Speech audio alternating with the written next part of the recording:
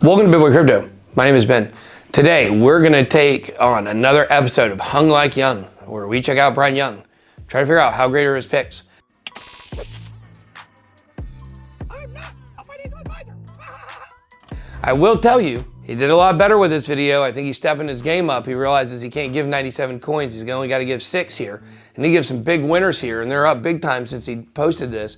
And I've got a couple of these in my portfolio. So without further ado, let's go ahead and check out Brian Jung's latest Top Coins video.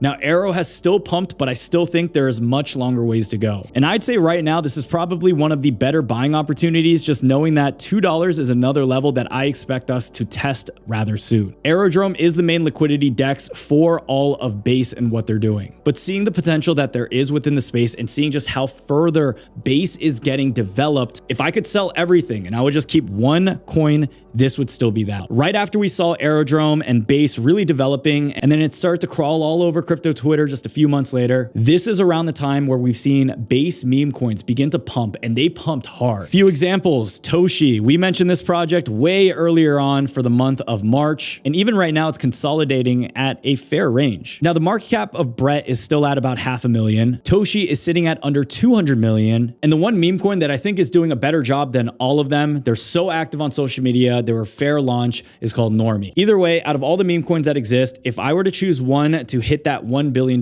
target, I would say it should be Normie. Aero, fantastic pick. Aerodrome. I mean, I think this is one of the top coins in my portfolio. I took a ton of profits from it just last night. It's up 40% since he did this video, and it gives you a lot of great information here talking about Base. I think absolutely phenomenal job here by Brian. And I think Brett, I have that in my portfolio. It's the only other meme coin I own. Normie may be a shill here. I'm not sure. I don't know what the deal is with it. Maybe he owns a bunch of it. I'm going to stay away from that one. I'm going to stick with Brett.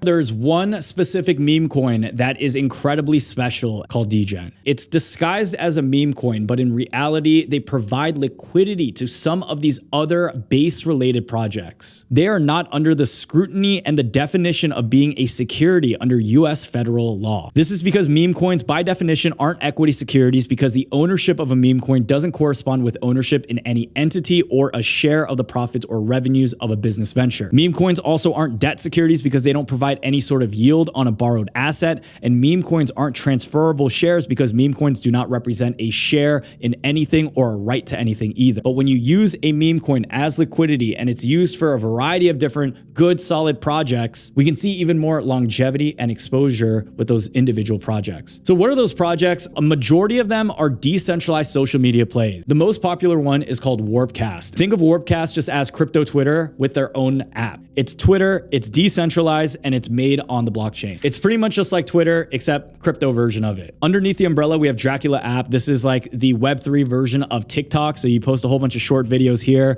and if someone tips you, you get paid in Deen, that same meme coin that we just talked about. From the time of filming this video, a 6 cents Deen, or where we were at the previous resistance levels, is what I'd predict to have a fairly good shot at happening. Okay, guys, this has got to be a shill. You got to be kidding me on this pick, Deen. Listen to what he's saying about this. He's saying, oh, they got TikTok, Web3, Dracula. Come on, man. No, it's not TikTok and Web3.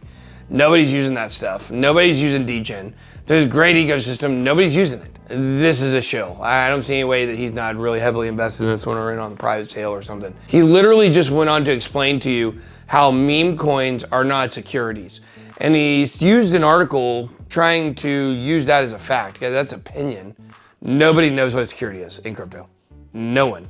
Anyone tells you they do, and can tell you for 100% sure they know exactly what a security is in crypto and what it's not, they're lying to you. All this is opinion. We don't have court cases to challenge this stuff. We have the XRP case, we have the library case, we have the Tron case that's going on, a few others. But overall, look, I think this is a terrible pick. All the other picks on this one are okay, I think. Even the Normie pick is okay. But Rari, let's see what they say about Rari. I don't like Rari personally, but we'll see what he has to say about it.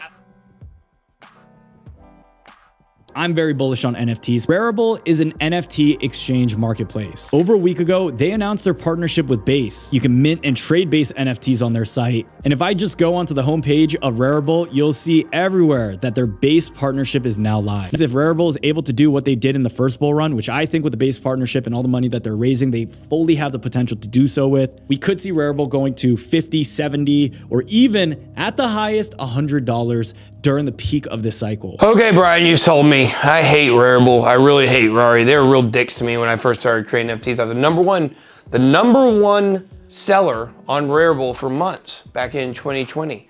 And yeah, I guess it was 2020. And so now Rarible, it looks like they've been overtaken by the Spectre. You got Coinbase Ventures going on behind them, and it's got to make money now. You can see it's moving over to Base. I like what a lot of what he's saying here.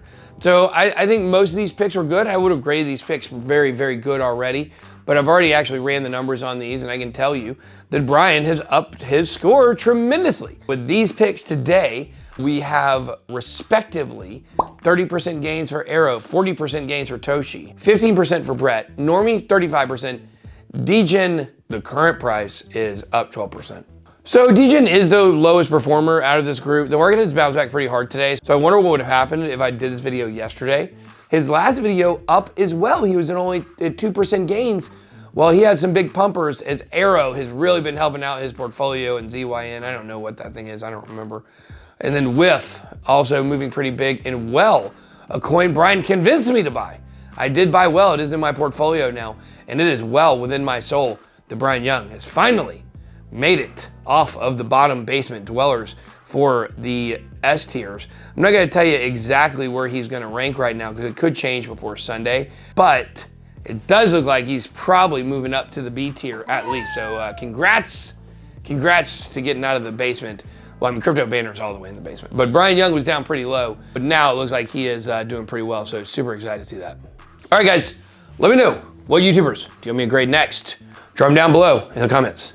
Be blessed. Bye-bye out.